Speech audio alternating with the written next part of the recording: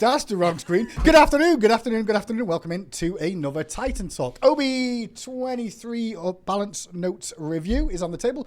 Pompon is going to be joining me and Kilgoon today to go through those two. Yeah. Yeah, bring maybe your mic that over. got turned a little or something. Yeah. This happened the other day and it's just not changed. We'll fix it eventually. But welcome in to another update show. Well, another Titan Talks, I should say. Kilgoon, anything to say first of all, while I just make sure I've not forgotten something we were supposed to go through at the start? No, I think the do you want to talk about like the stuff that we're doing in live right now before we get into the the thing we talked about right before the two things we're talking about right before the show? Yeah. So okay. So matchmaking stuff. I went down a rabbit hole this week with Jordan, learning how to do some data query, and we found some things about matchmaking that were really interesting. Okay. Actually, part of it also came from we went back and played some SMITE 1 games recently, just because we wanted to like compare certain things. And one thing I noticed about SMITE 1 was, even though the population's like a third, the matches popped faster for me, which seems wrong. Okay. So we went and looked at that, and we found that there's things that the matchmaker was doing to basically kind of restrict the types of matches it was making a bit aggressively at the start, which just kind of artificially inflated the queue times overall without really actually helping the quality of the matches at all. So we tested over this last week and this week, really lightening those restrictions on the casual queue specifically. Okay. And just to say the results of that, because it'll just be interesting for people to know, we cut queue times by 30 to 40% on average across the board on all the modes. And our matchmaking metric, which is like the metric of how close the match is and the outcome of the match matches what we expect, didn't change at all based off that. Okay. So if you still see things that are weird about the matchmaking, especially in casual games, let us know. The rules that were restricted kind of are around. The biggest one was probably we try to keep level differences away from each other. Yeah. So new players have a less likely chance of facing higher level players. Makes sense. That's still there. Sure. It's just not as extreme as it was. Sure. But I also guess like newer players, obviously when we talk about newer players, sometimes people will have Smurfs and will be quite good, and they will have an MMR that does increase over time too. Yeah. So in theory, they could still get matched against them in those cases, I guess. Yeah. And that's definitely something we can keep an eye on. But like the fact that we got 30 to 40% savings on queue time with no quality crazy loss is like actually insane. So yeah, that's just been really nice to see. And Awesome. then ranked, we did find an issue with ranked separately, because that we after looking at the casual queues, we went and looked at ranked. Ranked doesn't have the same types of things to adjust, because ranked has a much more complicated rule set around matchmaking there. But we did find a bug there that was causing, probably I'd say for the last 2 or 3 months, the matchmaker did not be as good. And we made a change there, and we are seeing that the change seems to be working and making better quality matches. It's one of those things that will take time as people play to fix itself over time, the error that was introduced. So over the next 2 to 3 weeks, as people play more and more ranked, the matchmaking quality should go up, and we would expect it to like our metric goes from 0 to 1. Yeah. And ranked matching was like 0.725, which is not great. A 0.8 to 0.9 is like where we want to be. We expect it to go back up to that 0.8, 0.9. Okay, cool. So improvements to queue times and improvements to matchmaking as well. Fantastic. Yeah, ranked you probably won't feel yet, because again, we have to the error kind of has to be fixed over time. But I would expect over the next 2 to 3 weeks that it gets pretty significantly better. Awesome. And I just want to call out a community member for being awesome. Yes. A Devil Matt 666. What a great name. What a great name, but I'm going to call him out. On Reddit, made a post saying, I figured out the Sylvanas pull bug. And he did. He figured out what was causing Sylvanas mirror matches to cause pulls to sometime fail. It's a great post. It has a video explaining what happens and a little bit of a write-up. Exactly what we needed to reproduce it in-house and see what was going wrong. So we have a fix that is rolling out to servers later today. I don't know exactly when, so you're going to need to download something, and that will be fixed. Essentially, somehow the root was interfering with the pull. Correct. I'm not the programmer. I don't know. The technical reason is the root applies the talent debuff tag, and that causes some issues with the root behaving properly, because it thinks it's interacting as the talent version when it's not, because of how it compares the tags. So that's actually the root cause of the problem. I think one of the reasons we're actually calling that person out as well is also because the feedback they gave us was so good in terms of what we really, it's so helpful if people can send us clips and things to really showcase it. And if you do come across exactly the reason, it makes it so much easier for the team to work on and try to find a fix a lot quicker. So thank you. Yep. People are already like, give him diamonds. So I'm like, I'll reach out. Yeah, we'll see what we can do. But yeah, I just want to say, like, you know, if you ever are like, I understand why a bug is happening. Yeah. And you have a clip of it, and you're like, hey, hey, this happens every time I do X. We can usually fix things really quickly if we understand what is causing it. But a lot of times it's like, sometimes this thing happens.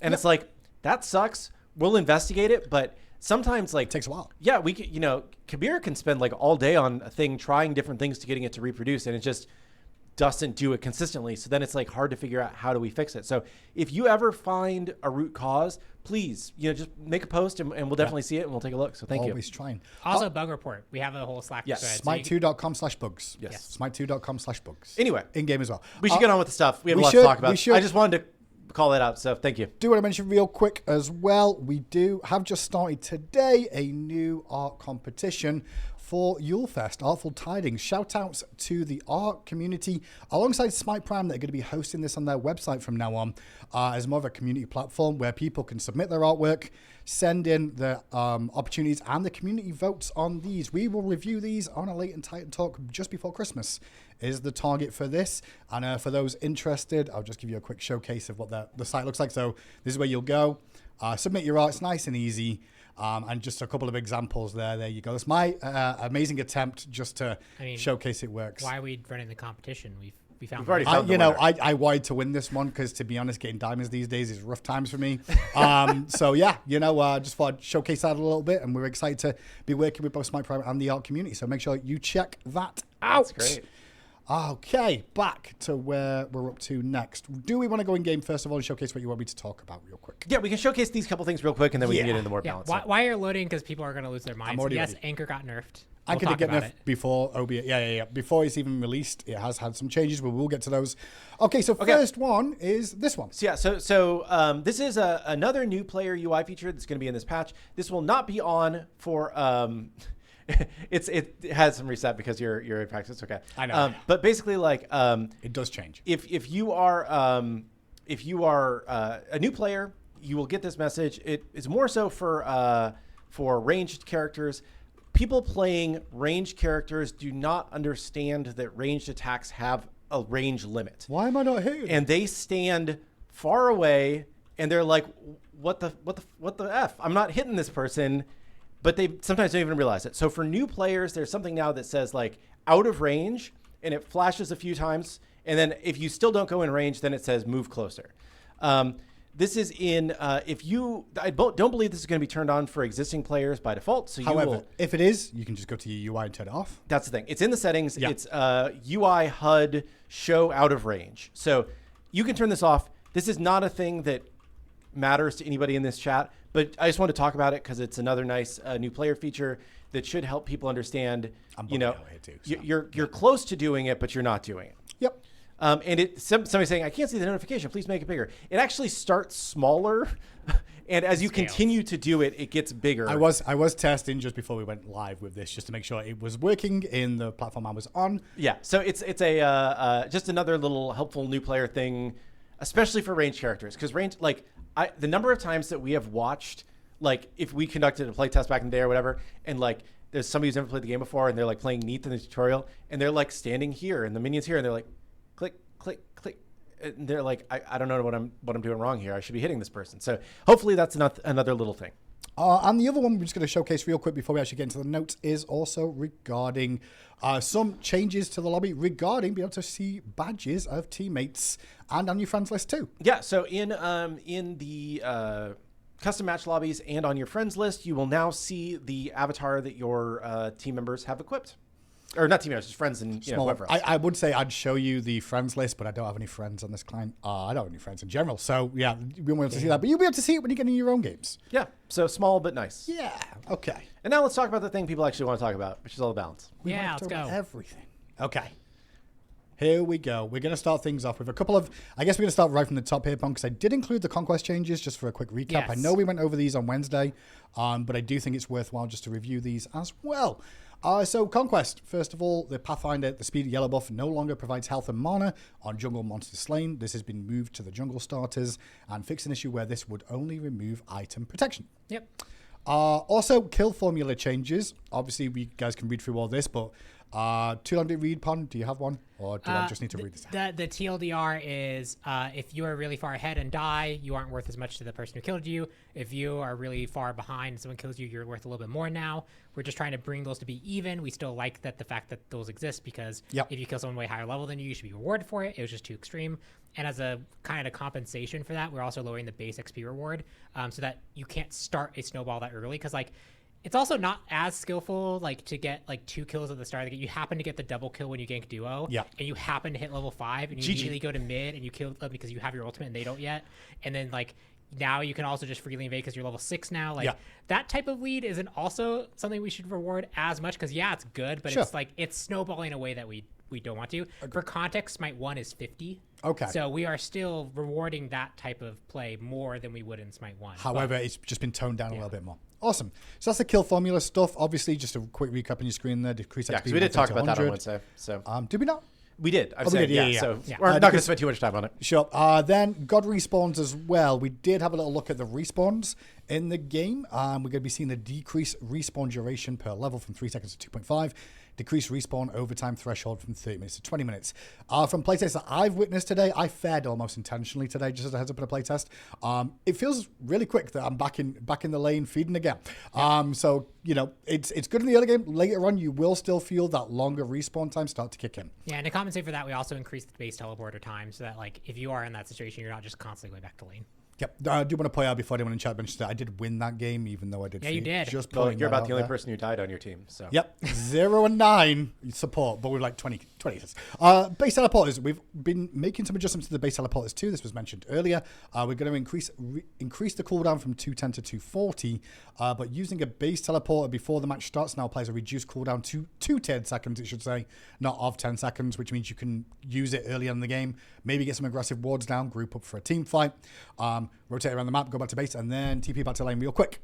Moonlight phase did also have some changes too. We increased the Moonlight shard spawn rate. We fixed an issue where the ritual site would not begin spawning shards when it changed hands as quick, and the ritual site will now spawn Moonlight shards every 2 seconds, even if people are not on the point. Yeah. Yep. And the big point for the first one is that, like, the rate that it spawns Moonlight shards at scales with the number of people that are standing on it. So if your whole team groups up, you'll get it a lot faster than if you were just doing it by yourself. Yeah, because it felt weird if your team was clearly winning and all standing there, it took too long. And so now so it's like if you're overwhelmingly winning that objective, you'll get it faster.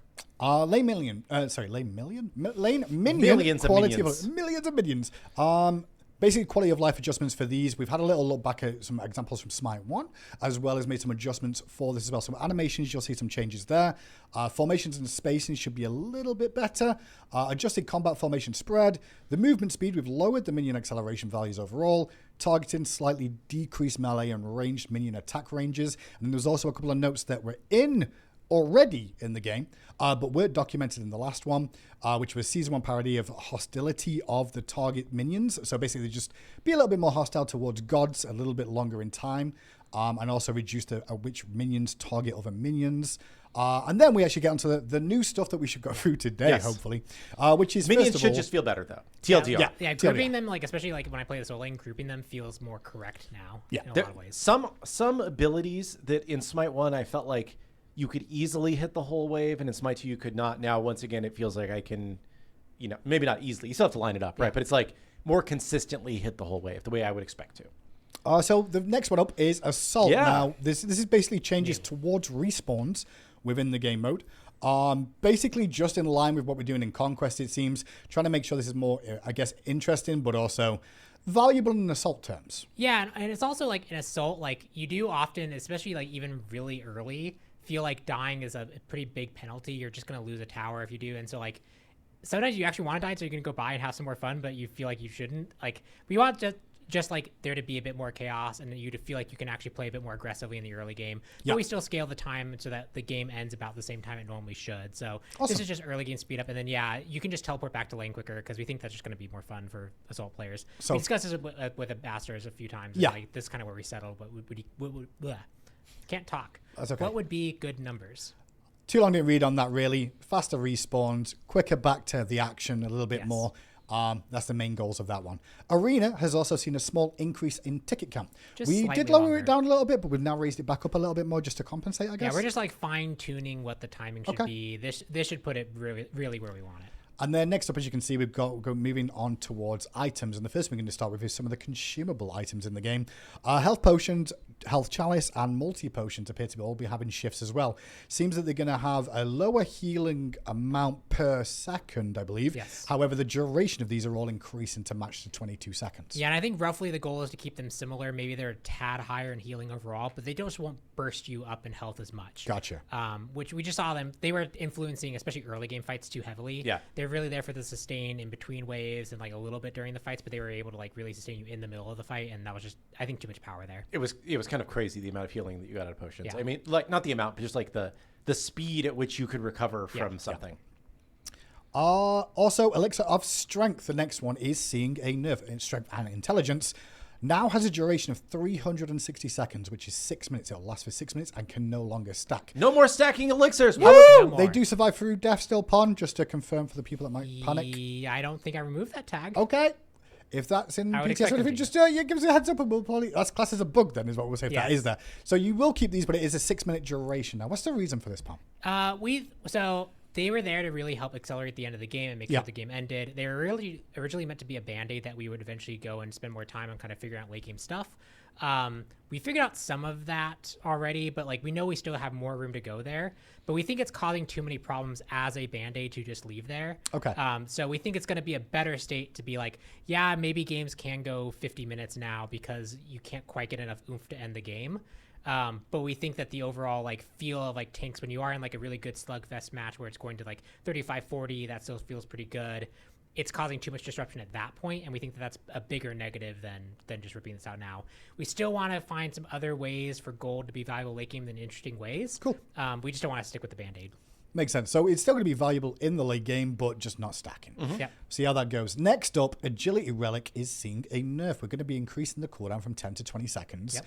Also, you can no longer fire abilities while dashing with Agility Relic. Arguably a bigger This nerf. is now enabled in Ranked Conquest. Pom-Pom, this was introduced as a way to get players playing the game a little bit more. For new players seem to be really drawn to it, let's be honest. Yeah. And it allowed them to get and understand the game a lot more. We're now making adjustments here to balance it overall a little bit more. Yeah, so I think let's do there's two parts to this. Yeah. One is Agility Relic. We've seen that Agility Relic is we believe it's one of the main drivers enabling a lot of new players to enjoy the game.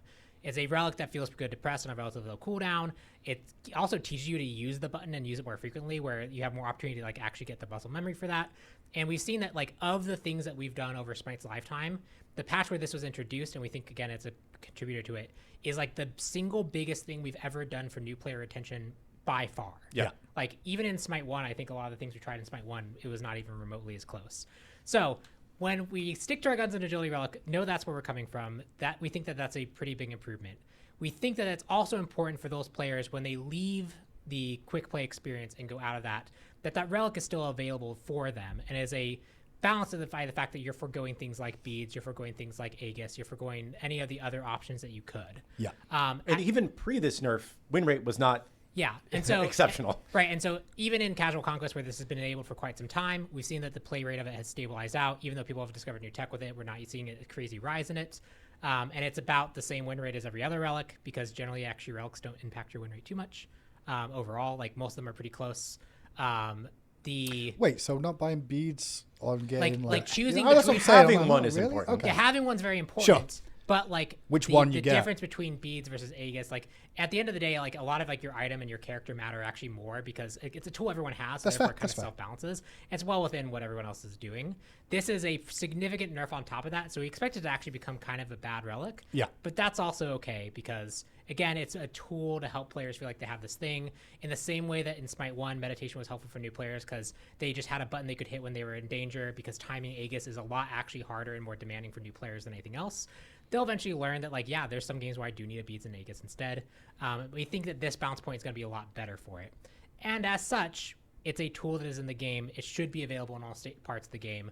So the increased cooldown here, and the big thing that I think was the major problem that was causing frustration at the higher levels of usage of this, in the high level Conquest games, and was kind of a menace in Arena, was the tanks that could do things like dash and Sylvanas ult pre-fire and land on you with a Sylvanas ult, covering that distance. That has been entirely removed. you can now actually like impale Sylvanas away now if he tries to do that.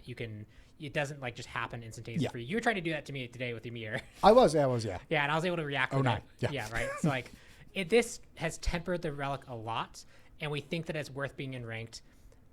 This is not where we will end. If this is, I guess that's what I want to say now is like, listen, we're aware the community is going to be very vocal about agility relic, and this isn't the last. This is probably one of the first steps in a weird way, but it's not going to be the last step, I guess, of keeping an eye on what goes on with this and how the feedback goes. Obviously, we're aware that old-time players are going to be like, oh, this is not what I had back in the day. And then the newer players are like, yo, this is kind of cool to have this extra mobility and extra option. But we understand that. Yeah, and I think two things, right? We can... Obviously, there's other things we can do to adjust. There could be a quick play version versus a out of quick play version if we want to try and do different balance that way. But I hope we built up some trust here in regards to like when we say things like this is having a very significant impact on people coming to and enjoying Smite and becoming longtime Smite players. We wouldn't just be trying to force this just for the sake of forcing it. We try things a lot.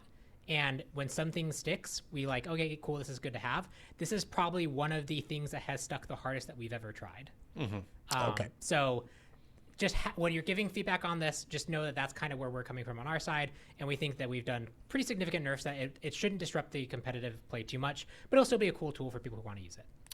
So moving on then, Bumba's Golden Dagger is seeing a shift. We're going to be removing the 50 true damage to jungle monsters. Now also increases the attack damage by 50% to jungle monsters.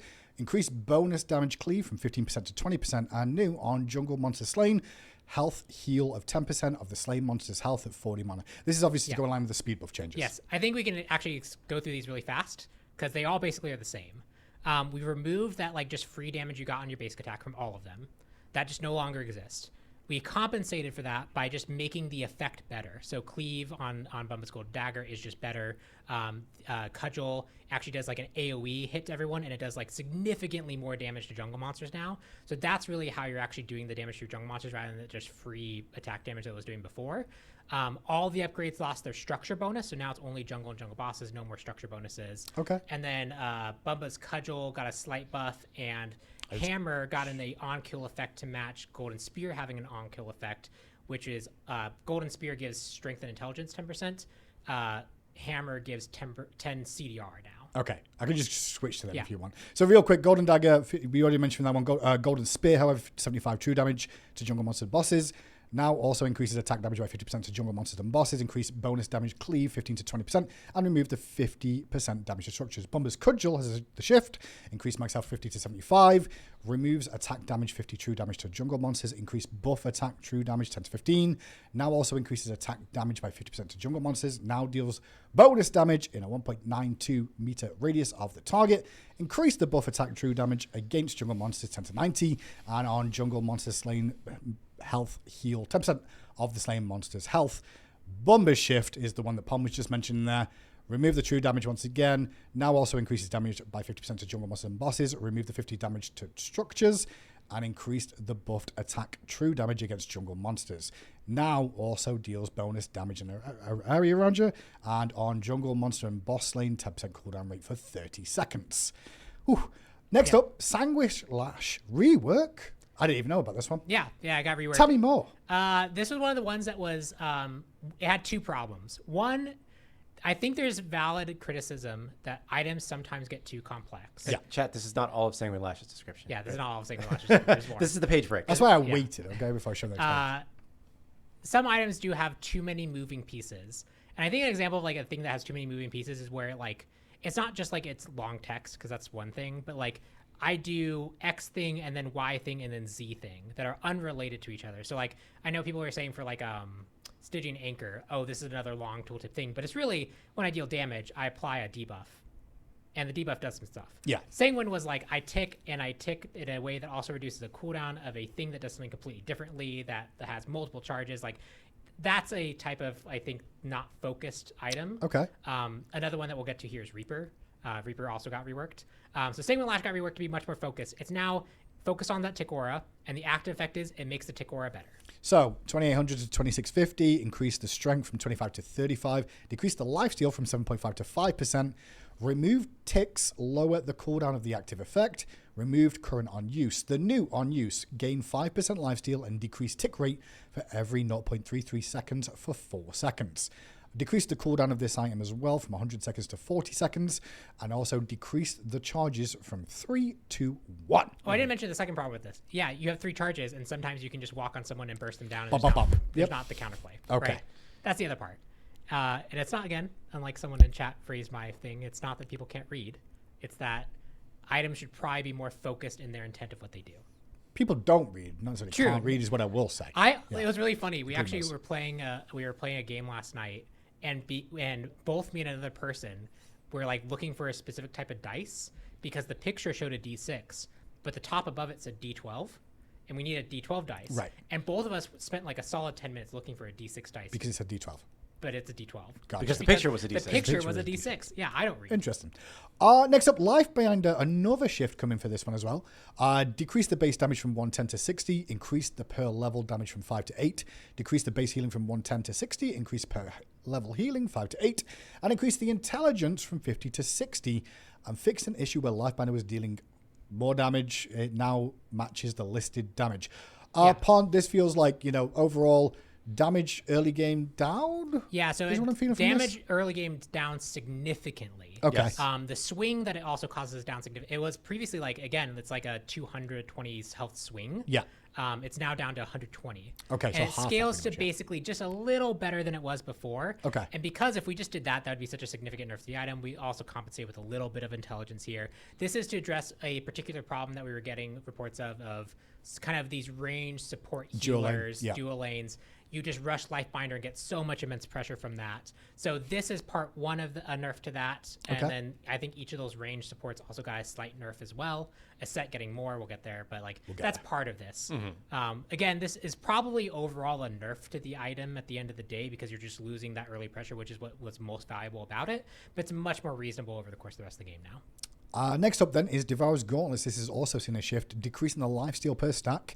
Is going to be going down to 0.05 from 0.075, and increase the strength bonus for reaching 75 stacks. Was 5, now 10. So final strength will be 75 total rather than 70. However, final lifesteal will be going down from 13.6 to 11.75. Yeah, this is a slight nerf to also just one Hunter lifesteal, but also the Soul Laners who are going Sanguine and Devos. That build has now lost actually a pretty decent amount of lifesteal with these two changes combined, which we think is just going to put the Soul Laners also in a better spot. Our Reaper, also, you mentioned this a little bit earlier, we're going to be removing all stacking mechanics on this item, increase strength from 30 to 65, and rework Moonlit Phase benefit. God Assist will also grant the full heal. That's what I have on the Reaper. Yeah, so again, the Reaper has gone through a whole bunch of reworks. It had a whole stacking mechanic that had a whole bunch of things going on with it. When it had a relatively actually good effect that we introduced on one of the later reworks, which is, when you kill someone, you heal some. Great. It's a really focused item. It focuses on killing, straightforward, a good effect to want to buy, and now we can give it stats to compensate because it doesn't have as much wild swings. I think it's just going to be a nice lifesteal, high-strength item for people who want that type of build. Okay. Next up on the list, Fear of Negation. We've not really seen too much of this, I would say. Yeah. And we're going to see now the cost is going down from 3150 to 2750. They decrease the intelligence 60 to 40, decrease the magical protection 85 to 70, and new gain 2.5% max health magic shield every 3 seconds up to a maximum of 15% maximum health. Yeah, we'll probably slowly work through all the stat stick items and do things like this. But essentially now it has a passive that it focuses on being more anti-magical in a way that's a bit more interesting than just having a metric ton of magical prots. Mm-hmm. And then next up, anti-heal item pass. Obviously, there's a wall of text here in terms of dev notes. Palmer, do you want to just kind of crib note that for us? Or? Yeah. We talked about this on Wednesday as well. We did go over this. But basically, God healing is probably a little low. Item healing and lifesteal healing is probably a little high. We are compensating some healers with slight buffs back. But we're also now introducing a slew of these counter anti-healing items that aren't just like... The only one that reduces healing is Stygian Anchor. And again, it doesn't reduce it nearly as much as it did in the past. And the rest of them are much more focused on having pretty good effects on their own and being buildable in their own right, and then getting even that much better when you are building them against healers. And it's focused on making sure that effects are healing, not just like on ability cast. That's actually, we ran this by the ambassadors once, and their feedback was like, yeah, it works, but like they're all focused on like ability cast when we initially proposed it, and that doesn't affect lifesteal, anti-heal, or lifesteal and item healing. Gotcha. So these are much more focused now to be able to be more ubiquitous. So generally, the anti-heal section of the item shop has returned. So you can now click on item shop to filter for these items. Brawler's Beat Stick will be in there. It's no changes, but move to the store. Stygian Anchor, a new item which we introduced and spoke about on Wednesday, has seen some shifts and adjustments since some feedback already came in from this, but builds from an engraved guard. Cost total 25.50. Physical and magical protections are 25 each. 25 basic attack. And those were all 30 when we talked about this. Yeah, I was gonna summarize the nerfs we did in PT. Yeah, go ahead. Yeah. So finish the item. Yes, sir. On guard damage dealt, apply 1 stack of Stygian Sludge for 5 seconds, max 5 stacks. Triggers only once per ability per target. And per stack, 3% of movement speed, 3% of attack speed, and 4% of healing will be stopped. Yeah, so the nerfs from PTS are, this was all 30. Yeah. So 5 prots across the board and 5 unpowered. Removing that much stats from item is generally a pretty big nerf. We increased the cost by 100. Yeah. We made it so you actually have to deal damage. It used to be on damage dealt or taken. Yeah. Now you actually be more progressive. Like you have to do actually something. do something. Yeah. It's not just going to kind of happen just exist, as much. Yeah. And we also reduced the attack speed. And then one thing that we'll get to later, but it relates to Stygian Anchor, is the Avenging Blade also got a nerf to remove the movement speed slow on it. Because we saw you could stack both these things pretty effectively and slow someone too much. So you don't have that also build synergy with that item anymore. Divine Ruin, mid-focus, counter healing. Basically, ability of attack, hit enemy, trigger chain lightning, the bounce is 4.8 meters. Magical damage 40 plus 20% intelligence. Marks enemies for 6 seconds, can hit the same target more than once. Cooldown 15 seconds, and the mark on target heals 50 health. 0.25 second cooldown. Yep. Kins also mentioned, or Chins I should say, already mentioned as well, but Chin's Blade, carry focus, anti-heal item. Enemies gain 1 stack for every 100 health they restored within 12.8 meters. Stacks last 6 seconds, and a max of 6 stacks. Attack hit, physical bonus, damage to enemy hit, and bonus damage, 1.5% target's max health. Plus choose highest of target max health, or 7.5% of how much more max health they have. Yeah, and the other note for Kinsblade is this previously didn't actually have any of that base max health. Yeah. That's something we intentionally did. That made the item too niche in what it was doing, in the same way that like we want the anti-heal items that be generally okay and then be better. We made Chins that way. So 1.5 is a lot lower than a lot of the iterations we had for Chins in the past, but you'll have some base level of usefulness against gods, and then it gets better when you actually build it into someone that focuses the counter on. Avenging Blade, Pom mentioned a little bit of time ago. Got a new item. Sorry, got a new icon. Item. Removed movement speed reduction. Decrease the protections reduction per stack from 5% to 3.5%. Increase the debuff duration from 3 to 4 seconds. A new while in the jungle or on restoring 5% of their health. Stacks are twice as effective. Yep. And then we get to the next page, which is Contagion, first of all. Just been added to the item section, not having any changes, but will be part of that item section. Yep. Obviously, I've got a couple of god things on the screen already, and I guess we should probably talk some of those over, Pom. Sorry, say that again? Obviously, the next screen is just the leap situation and some adjustments there. So, Range Gods, is it Range? I guess I'll just read this one out first, sorry. Range Gods, all standard attack projectiles have had their speed adjusted to 17.6 milliseconds. For most ported hunters, this means that stay the same. For most ported mages, this means they go faster, up from 60 milliseconds. Yeah, we think just making that more consistent across the board. The speed up is noticeable if you're really looking side by side, but this just makes the characters feel better to play overall. Gotcha. Leap adjustments. My apologies. Yes. Skip that little point. I just saw it on the screen and goodness with how we do this. Leap adjustments. Hou Yi is seeing a change to his dive bomb. This isn't the only character that's seen some of these adjustments, right? Yeah, so this came up as 2 pieces of feedback. Yeah. Hou Yi is now too responsive. Yep. Literally, he's still on the ground when I go to hit him, and I don't hit him, and that feels bad. And then the other side of the equation is I leapt as a character. I saw my character leave the ground, and then I got stunned, and I got pulled back to the ground, and I feel really, really upset. They're both basically sides of the same coin. We actually made Dive Bomb intentionally really, really fast to alleviate this problem because it was like the notorious biggest offender of this in Smite 1. For Hou Yi, we made this just too intense. Right. So we've now increased the window there. It should feel a little bit better. If the character's really still obviously on the ground, you get stunned, but it should create a window where, like, if on your client you see yourself go up in the air, you're probably immune at that point. It's not something we can fix like perfectly unless we make everything server authenticated, which will make the game very sluggish. If there's going to be server client disagreement at some points, and so we can't always predict it, but we can side in the favor of the player a little bit by trying to time the window such that, like, on your client, you probably saw yourself leave the ground when you became immune. So, increase the build-up time on Dive Bomb 0 to 0.066. Yeah, 2 this frames. is still significantly shorter than SMITE 1's 0.5, but we feel removing it is better. Anher is also going to see an adjustment on Disperse on his 3. I don't think I ever knew what on hers 3 was called. Disperse. Yeah. It's because when he lands, he Yeah, disperses. I get it. Yeah. It's a weird one. Decrease the build-up time from 0.15 seconds to 0.1, so actually a quicker.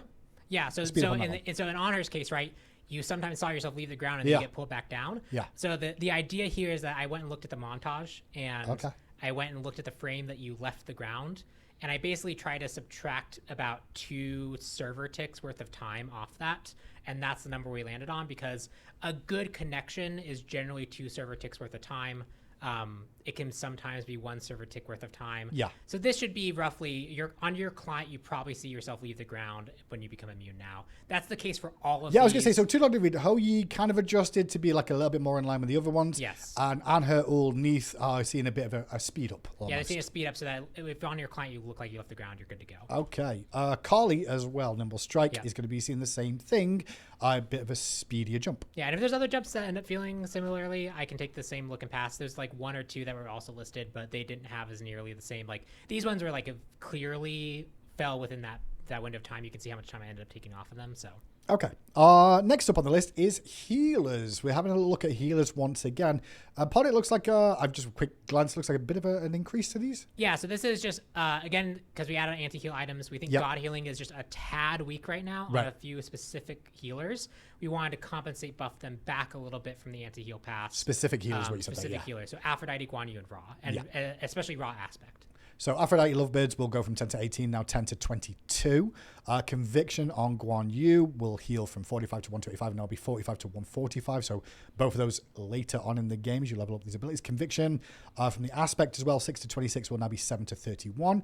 And Ra Solar Blessing heal, 10 to 38 will now be 10 to 46.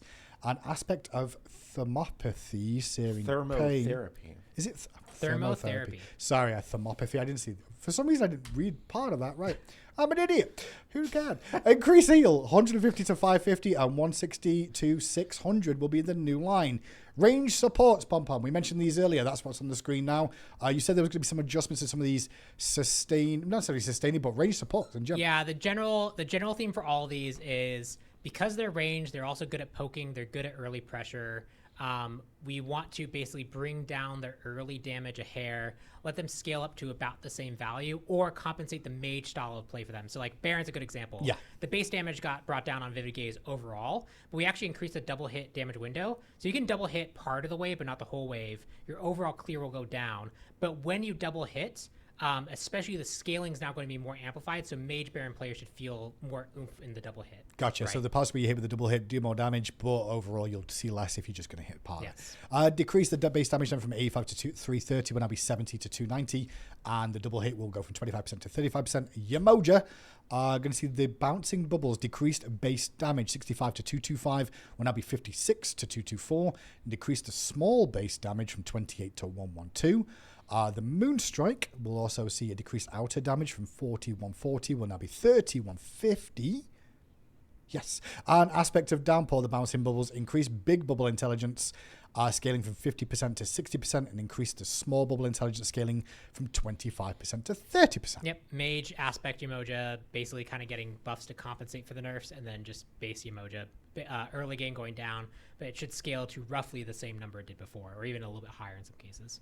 Iset next on the list, obviously played a lot lately. One of the newer gods released to the game. And she was noticeably more broken than Yamoja and Baron, so her nerfs are more intense. Okay, cool. I was kind of slow rolling. I feel like the page here. I feel like Moonstrike final damage should be 130 and not 150.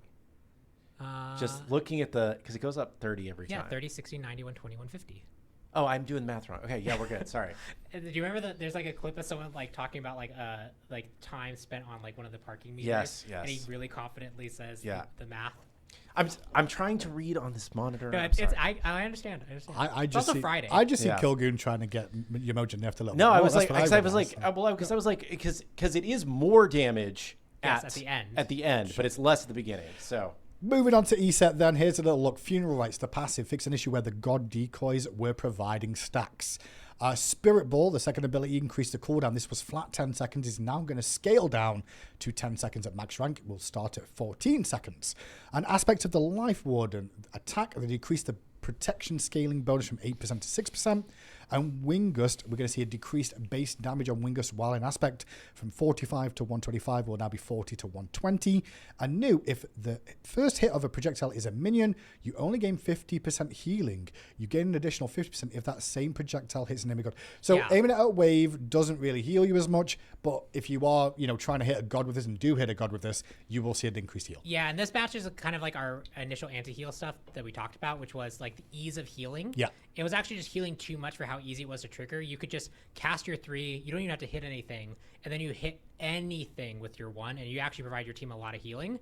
If you're going to provide that much healing, you should probably be hitting a god with it and hitting that skill shot check. If you're not hitting a god, then you're only getting partial of it. And that tooltip is just to make sure that if you hit a minion first and then do hit a god, you do get that full healing amount.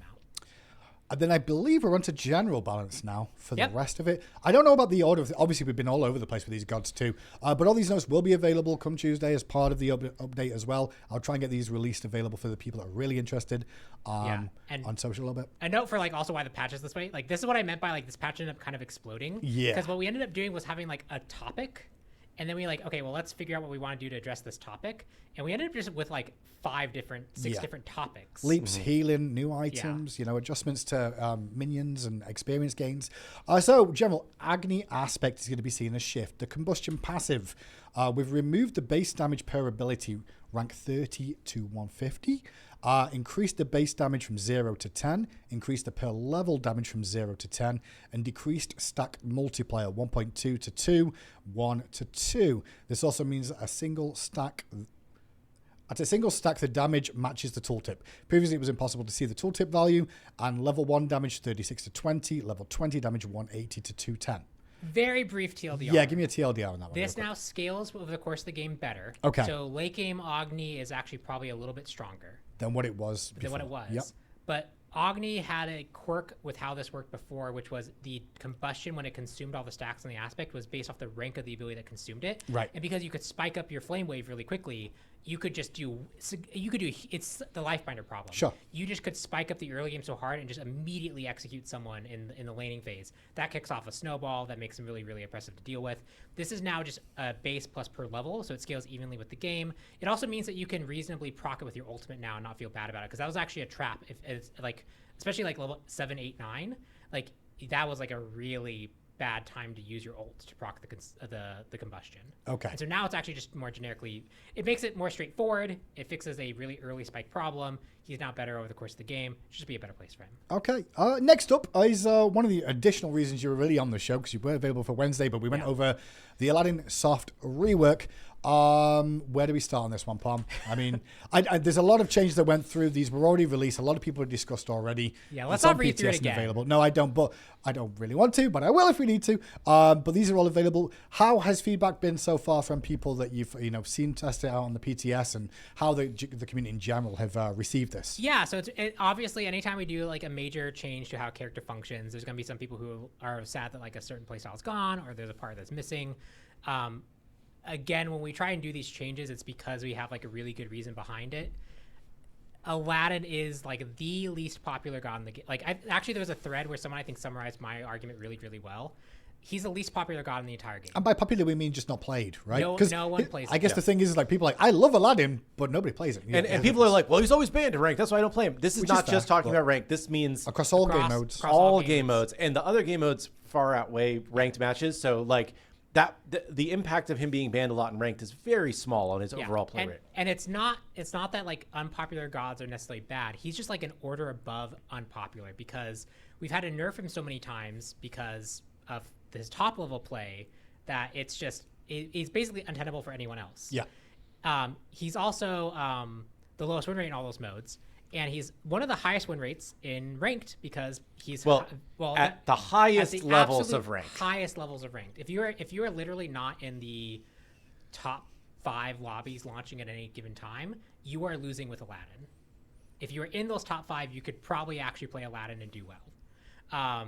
That's the kind of like, it's not just he's a hard character and we're trying to make a character easy. It is he is an order of magnitude above harder, demonstratively. It's not just people who play normally like, oh, people need to get better at the game. There are actually only a handful of players who could even remotely play this character. If we nerf him to be balanced in those hands, he will get even worse in the metrics that he currently has, which is already the lowest in the game. Like if he was balanced for those players, he'd be like a 30% win rate character, maybe. Like right? Giannis is a good example of a character. Like we actually just know that he's going to be a low win rate. We know that we have to kind of tune him accordingly. Aladdin is like 2 orders of magnitude worse of that type of problem, and he's not even popular for it. Giannis is actually relatively popular, right? So that also means that there's a fundamental way the character's playing that also doesn't even feel fun, even if when like Giannis loses most of his games, but you still have fun with Giannis, right? Because there's something core about Giannis that feels good. That also shows Aladdin has another fundamental problem there. So because of all those reasons, we're gonna swing big, make big adjustments to him, and see where we land and see if we can get him into a healthier spot. And that's what these changes are. To follow that up on, I'm guessing this won't be the last time we revisit Aladdin in the near future if things, don't work out perfectly, or there's small aspects of these adjustments you've made here that don't really hit the nail on the head with what you were trying to aim for here. Yeah, and we'll make adjustments. I have a few other ideas for things that he's also now in a state where I think we can try a lot of other stuff. I also mentioned working on his aspects is going to be easier now because previously, especially the double genie refire had a whole bunch of things. Some people also made suggestions like, what if just the leap took 2 and the rest took 1? That's another route we could go because that also limits one of his biggest things where he could just absolutely obliterate people. There's a lot of things we can try, but this should overall move him into a much healthier place, and then we'll react pretty quickly to what we actually see on patch day. I have some queries. You'll get data coming in, I guess. Yeah, I can run my own queries now. I have the power to access the database in a way that I haven't before. So I'll be able to look at I'll be able to dive a lot more than I have in the past, quicker than I have in the past. So I'm gonna keep a really close eye on this because obviously I'm biased too. I worked on Aladdin. I like Aladdin. Yeah. I like Aladdin's kit in the same way that I like Set's kit, and Set has similar problems. I mean, I'm not trying to blow smoke at your nose, Ipon, but I think it's really weird for a dev to go, listen, I made this character. The goals were there. We've struggled with it. I'm not happy with how it's come out at the end. Mm-hmm. I'm gonna go back and do some work on this. It's really cool to see, to be honest, and just the openness of it. So that is a little look at Aladdin. There's a plethora of changes there. It's very long. Very long. Go through it all, test it out in game. Honestly, don't read it. Go in and just play him is what I'd suggest for some people. If you've not played him before, don't play him. It's really hard to evaluate these changes. You will see a lot of Aladdin, I expect, next week. Moving on from Aladdin then. Sorry, just real quick. Somebody did mention, did you fix the Aladdin 3 bug of phasing through the floor? We did make improvements to the wall run. Yeah, we made improvements to the wall run. We fixed a bug where his ult wasn't actually showing where people were going to leave on the enemy side. And we also fixed the notorious, you fire your 1, you get stunned, you can no longer refire it. That's also been fixed. So there's also comes with a few other bug things that we also know were pain points for Aladdin players. Yep. Also, someone keeps spamming about Dargy's bug with Aladdin. Obviously, Dargy was in PTS. Yeah, we fixed that. We have been working on that, and that should be fixed for live as well. Small issues there, but it has been adjusted. Moving on then, Bellona will be seeing a nerf. Shield Bash decreased the base damage of this ability. It was 90 to 250. It will now go to 75 to 235, and Scourge increased the cooldown 14 to 12, now be 16 to 12.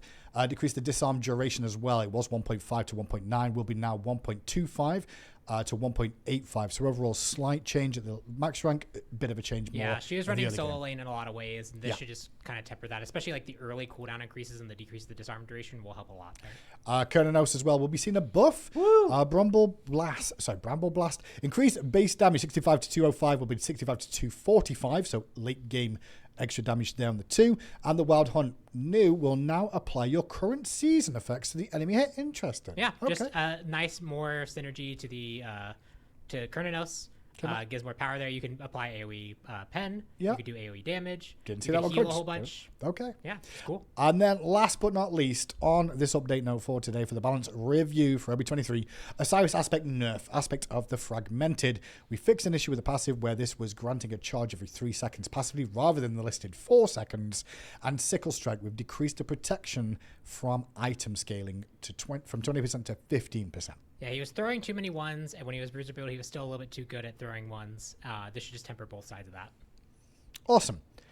That, I believe, just pressing the button again to make sure, yep, that's everything I have on that front. But I was 50 minutes of talking about that. Someone, just under, I guess. Clumsy just needs to block me from ever touching the balance dock. Because, like, this patch really did not end, like, I don't know why it ended, like, for some reason, just ended up being really big. Yeah, I think sometimes what ends up happening from outside of looking in a weird way, because I kind of see you all working on the dev stuff, but sometimes you've all got projects going on at the same time, and then they all just seem to happen. Yeah. At once where they come to fruition, and it's one of the hard things of like we'd like to announce all these things, and Kilgan does, in my opinion, a pretty good job of like saying, "Hey, this is what's to come," and kind of gets it right most of the time, which is quite surprising.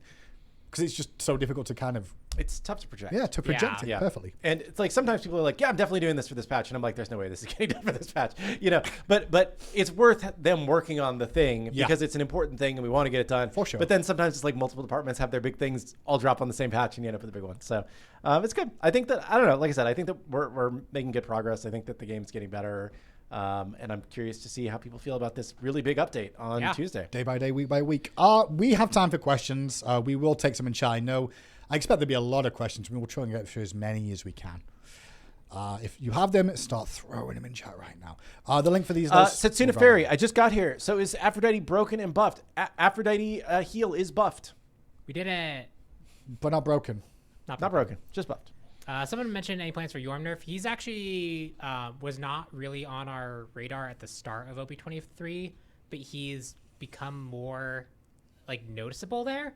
And then also I know on PTS, especially with the new items, Avenging Blade and Stygian Anchor, he was doing really, really, really good work there. Those items have been tempered a lot too, so hopefully that won't be release day. Yorm just running the games with those. But he's on our list now to be looking at closer. People are giving some feedback on different ways to adjust him as well. I think it's mostly solo lane early pressure clear is like the main pain point. He actually probably is still too weak in the late game. I think he has like his early game's too good and his late game is actually not good enough. Somebody asked if these are SMITE candles. These are official SMITE candles from Mythic Ritual, I believe is the name of the company. I believe so. Sorry, I don't have the name for them. So Luna Rarity was the one piloting that, if you know Luna. Yeah, so we have a community merch license. So if you are a member of the community, which you probably are if you're watching this, and you want to make officially branded SMITE merch, you just basically have to send us an email and sign a form, and then you can do that. And as long as you don't make... I don't know, some pretty large amount of money, you can do what you want. I don't have that email to hand right now, I'm sorry, but I will have it for the next episode tomorrow. Yeah, but if you want official SMITE candles from, Celestial Wicks. That's the one. Celestial Wicks. I was reading the name of the scent and not Celestial Wicks. Google that. Yeah. Someone asked, is performance getting any better when a game hits 30 FPS that are dropping crazy? So overall, we make basically performance improvements every single patch. Unfortunately, there isn't often like one just magic bullet that like says, okay, well, everyone now gets 20 more FPS. A lot of it's a lot more subtle things. So just to give you some examples of things that we have looked at recently, damage numbers causing the font cache to rebuild. That was a cause of stutter. Right now, the map signposts that guide you to jungle camps are costing like 0.4 milliseconds if you have them turned on. So turn them off if you want a little bit of time save. We're working on fixing that right now. There's been a big pass to minion logic to make minions a lot more performative, especially when they're not visible on your screen. There's been UI passes for optimization. There's been minimap stuff for optimization, which is why you saw some minimap stuff. We're also working on making that better overall from PTS. I also got a lot of the environment art. I know the rocks are much more performant than they were before, and they look also a lot better, which is really great. I just got a message from Jordan today while we were looking at things, where Zeus's 2, when he uses 2 in a minion wave, is actually not very performant for a reason that we can really easily fix. So it's a lot of those small things that as we trace, we find these things. Some of them affect the game overall. Some of them affect the game a lot more frequently. Some of them are a lot more bursty. And it's up to us to go and find them and fix them and then develop better patterns going forward to make sure that we maintain those performance gains. Jordan has definitely been our like main person really focusing on looking at a lot of that stuff. He's made a lot of really good strides. I think if we were to release the like a version 6 months ago of SMITE 2 and you were to try to run it today, you'd be like, oh wow. But it's also harder to notice that from day to day differences. And there's some long-standing things that are still like issues that we know we still want to resolve and make better, like PSO caching. Like the first time you launch the game on a new patch, it takes a little bit to do the PSO caching, and that is a source of stutter. But once you cache, you're good going forward. Getting that smoothed out is like a thing that we still want to work on. But yeah, like if you play the game today versus what we had months ago, you would be able to notice it more directly. But it's these incremental improvements that add up over a long period of time. Why do upgraded jungle starters not give the 10% healing? Now upgraded, your starter removes all your sustain, which seems odd. Say that again? The upgraded starter items for the junglers, obviously the upgraded version doesn't have the heal on it. Is it just an oversight? No, it was kind of intentional. It was two reasons. One, I was worried that would just end up being too powerful. With it scaling with the minions in the jungle with 10% health? Over time, like you can just really quickly, easily burst heal yourself up to full. They have different kill triggers. We can add it back there, but I wanted to see how it felt without them. Okay. And we did make their just individual effects a little bit stronger as well. Cool. So. Thanks for the question, by the way. Hopefully that answers it, and we will continue looking. When is Rada Tahuti getting removed, reworked? It definitely falls into the bucket of feels mandatory. It would be good to fix. The game is better for having it than just removing it without a replacement. It will take some time to figure out what a pass of that looks like. But because it's not super disruptive, in the same way that like Titan's Bane is not super disruptive now, like instead of like having a whole bunch of pen items and then it stagnates builds that way. Sure. It takes one slot, which is not ideal, but it's a better world to live in. It hasn't been as much of a priority as some of the other stuff we're working on. But I would like to take a stab at that at some point, as well as pen at some point. Thoughts on Anchor Slow not being able to be removed by slow immunity? That just sounds like a bug. I can go look at that after this. I thought you'd already checked that this morning. Well, I checked to make sure that it was the right slow type. Oh, gotcha. We have two different slow types that affect DR differently, and items need a very particular one. I'm glad you're here for that, because I would have been like, yeah, I believe we fixed that. So, yeah. How do these changes make Aladdin more accessible to lower skill players? So, good question. One is the individual abilities have more power behind them now, just generally. Each of them either has higher scaling or higher base damage, depending on the type of ability. And we could do that because you're not going to be able to combo nearly as much with like 5 abilities. You now largely have 4 in a fight. That is just going to be better for players because in the cases where they're not fully engaging, they're going to be getting more damage. That's one. You also have one stack of something to consider versus a whole bunch of stacks to consider. That's just a mental burden that's also easier to manage. And then probably the biggest, and also just the small fields improvements we made, the bug fixes, that's just going to help everyone. The big one is probably the ult, though. The ult can kill, which on its own is probably actually the highest change probably for lower end players. The amount of times you panic ult and throw at someone and you've healed them up in a way that has lost you and your team the fight is really high, but using it on a low health target to actually just kill someone is going to feel better. You get hit by a rampage, should do something. Right, like you hit a long range skill shot that had a big wind up build up, you killed someone, that's just going to feel better. It's going to feel more intuitive to how other abilities function. But we still get to have like if it doesn't kill, you still get to go into lamp. The healing side of it fixes a few other things that we have. The shielding is a bit more of a consistent experience. And then the fact that if you ult let's say you ult in a bad situation where you like are surrounded by a whole bunch of enemy team members, when they come in, they can definitely still disrupt the fight, but you actually do have a better chance now of actually killing the person you went in with, which I think is just it's more on brand with what the ultimate's trying to do anyway. So the situations where your ult could just be actually a super detrimental thing to use was really, really, really high before, and that's been a lot more evened out, while still allowing you to do really cool things like picking people or separating people out of fights, or basically like people can guard your lamp and you can isolate someone and like they can keep them out and play keep away. Like there's a lot of still really advanced things you can do with the ultimate, but it's much more straightforward. So like those are I think the primary things that help new players execute on Aladdin. Mm-hmm. One mention about elixirs I saw as well. If you already have an elixir running, you buy another one. Can you buy another one? It just refreshes. It would just refresh you back to the 6-minute duration. Okay. Yeah. Why nerf the animation timing is Aladdin rather than some other nerfs to his all-in combo? The nerfs to his animation timing largely just means like we've had this in a few places where if you give characters too quick of things, what ends up happening is the character jumps on you and they just look like their animation jitters and you get hit by 10 damage sources and die. It's not really parsable, and it's also not necessarily fair for the other person to have that happen. There's a reason why pre-fire times exist. He's still a quicker pre-fire than a lot of other abilities in the game. It's just more like it now matches like I think it's like 200 ms, like the average human reaction time. It matches that better, and especially the long range one, you have a better chance to react to the genie appearing behind you and like using a we've talked about this. The character that I'm currently working on, I played them in a playtest today. I could react to something happening behind me within that time window now, whereas before I couldn't. But it's still relatively easy to hit. So it's more about making that fair for everyone, because that's like. I am trying to help new players be better at Aladdin, but I'm also trying to fix some of the frustration, like just you get knocked up and get immediately deleted because the Aladdin's a little bit ahead of you type feelings that are happening. The top end players now have to put actually a little bit more effort into other things that they're doing to be able to kill someone now. Didn't know about this one. This is a good question. Can somebody steal the healing I've stolen from someone else? I did check that because that would be an infinite recursion of crash. I did test this. You cannot. So if I've stole healing from somebody else, you can't steal that back from me? Correct. Okay, good to know. Does not work that way. Although that would have been very interesting, just play past a parcel of healing around. Yes. It would crash the server. I did see a question about API come up again. Listen, if we have updates on API, we'll let you know. The people that are asking that in question have direct communication with me too, and no, I will tell you. So please stop asking it. And, I will tell you as soon as I've got more info. Yeah. Someone mentioned Aladdin isn't for new players. I agree.